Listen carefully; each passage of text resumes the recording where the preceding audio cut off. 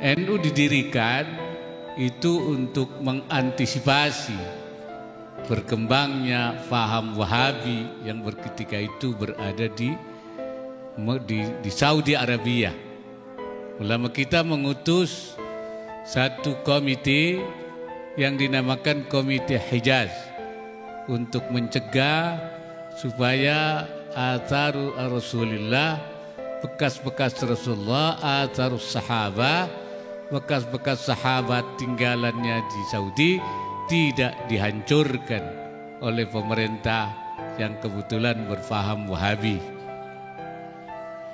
Ketika kembali, maka kemudian Komite Hijaz ini berubah, dibentuk, kemudian namanya yaitu Jam'iyah Nahdlatul Ulama untuk mengantisipasi kemungkinan adanya gerakan-gerakan itu masuk ke Indonesia.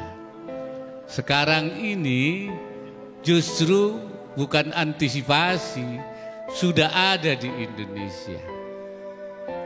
Wahabinya ada, bahkan ada HTI-nya, bahkan ada juga gerakan-gerakan yang anak-anak kita dulunya tidak puas dengan gerakan yang kurang ekstrim dari NU, kelompok FPI.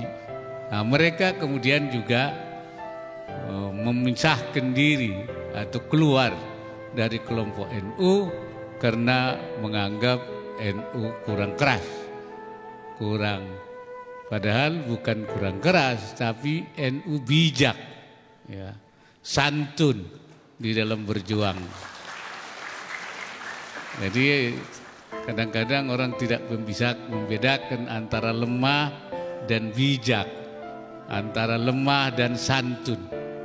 Nah, kalau soal pengaruh, saya kira satu-satunya organisasi yang paling ditakuti di Indonesia ini ia adalah Nahdlatul Ulama.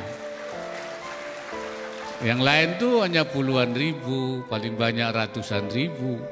Kalau NU kan jutaan. Jangankan teriak, dehem saja. Kalau NU sudah, itu orang gemeter semua. Nah, ini yang tidak difahami, ya. Tapi sekarang tantangan itu di depan kita. Bagaimana memahamkan ini kepada masyarakat. Kemudian juga negara. Ini juga harus dijaga. NU bukan hanya berjuang merebut kemerdekaan, tetapi juga menjaga, mengamankan baik dari kembalinya penjajah seperti terjadi ketika lahirnya resolusi jihad untuk menangkal kembalinya penjajahan, yaitu yang kemudian ditetapkan sebagai hari santri dimulai dari fatwa Hadratus Syekh. Ini merupakan upaya NU untuk menangkal kembalinya penjajahan. Dan sekarang ini bukan tidak ada ancaman, ada separatisme yang ingin memisahkan diri. Ada juga radikalisme yang ingin mengubah negara ini.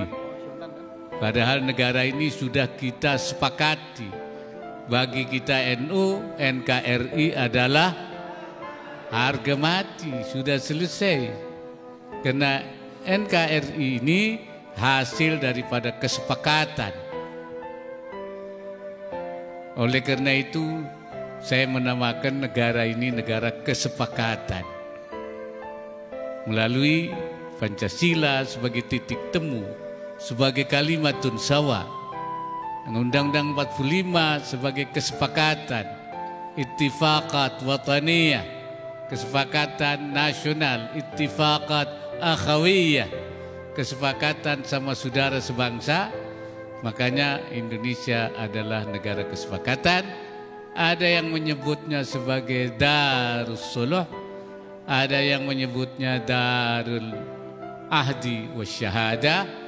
Saya lebih suka menyebutnya Darul Mitsaq. Karena apa? Karena memang ada ayat yang berbunyi fa in kana bainakum wa bainahum mitsaqun fadiyatun musallamatun ila ahlihi. Jadi kalau ada antara kamu dan mereka non-muslim ada mitsak, kesepakatan hidup berdampingan secara damai, maka tidak boleh ada yang dikorbankan. Kalau yang ada yang dikorbankan, maka kalau di antara mereka ada yang korban, kamu harus membayar diyat, denda yang musallamatun ila ahlihi, serahkan kepada keluarganya. Ini mitsak. Kan Rasulullah di Madinah juga pernah membuat mitsak Madinah.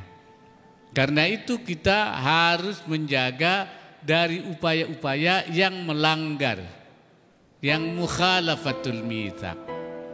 Makanya ketika saya ditanya apa itu khilafah itu islami apa tidak, saya bilang islami. Karena apa? Dulu ada khilafah Utsmaniyah, ada khilafah Abbasiyah. Tapi yang islami itu bukan hanya khilafah, kerajaan juga islami. Sekarang ada kerajaan Saudi Arabia, Al-Mamlakah As-Saudiyah diterima. Ada Al-Mamlakah Al-Hashimiyah di Yordan diterima. Yang islami juga keamiran. Ada di Kuwait, Abu Dhabi, ada Qatar. Yang islami juga Republik Indonesia, Republik Islam Pakistan, Republik Mesir, Republik Turki. Jadi kalau soal Islami, semua Islami. Nah, kenapa khilafah ditolak di Indonesia? Saya bilang bukan ditolak, tapi tertolak. Ya. Kenapa tertolak? Karena mukhalafatul mitsak, menyalahi kesepakatan. Kesepakatan kita republik, makanya namanya NKRI, Negara Kesatuan Republik. Lah kalau jadi khilafah kan nggak ada NKRI-nya, NKKHI, Negara Kesatuan Khilafah jadinya. Padahal kita bilang NKRI itu adalah sudah harga mati, tidak boleh diubah. Jadi hal-hal yang seperti ini yang sebenarnya tidak perlu diperdebatkan, tidak perlu meteng-teng ya. Ini urusan khilafah kayak mau perang Bharatayuddha. Padahal sebenarnya kita letakkan saja secara proporsional. Kenapa itu tertolak? Karena memang mukhalafatul mitsak, menyalahi kesepakatan. Kerajaan juga tidak bisa mukhalafatul mitsak, keamiran juga tidak bisa. Yang muwafaqatul mitsak adalah republik. Selesai, gampang sebenarnya. Tapi ini memang radikalisme, intoleran ini sekarang berkembang ya.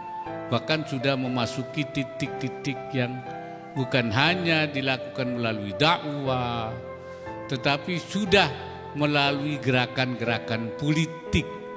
Bahasa sekarang sudah politisasi dan menggunakan instrumen-instrumen politik untuk memenangkan gerakan-gerakan radikal dan intoleran di Indonesia ini.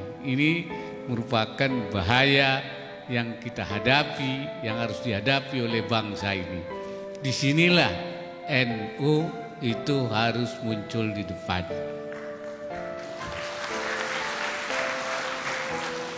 Dan kita kan sudah mengatakan dalam Yalal Watan itu, Indonesia negeriku, engkau panji martabatku. Siapa yang datang mengancammu kan binasa, ya karena akan berhadapan dengan NU.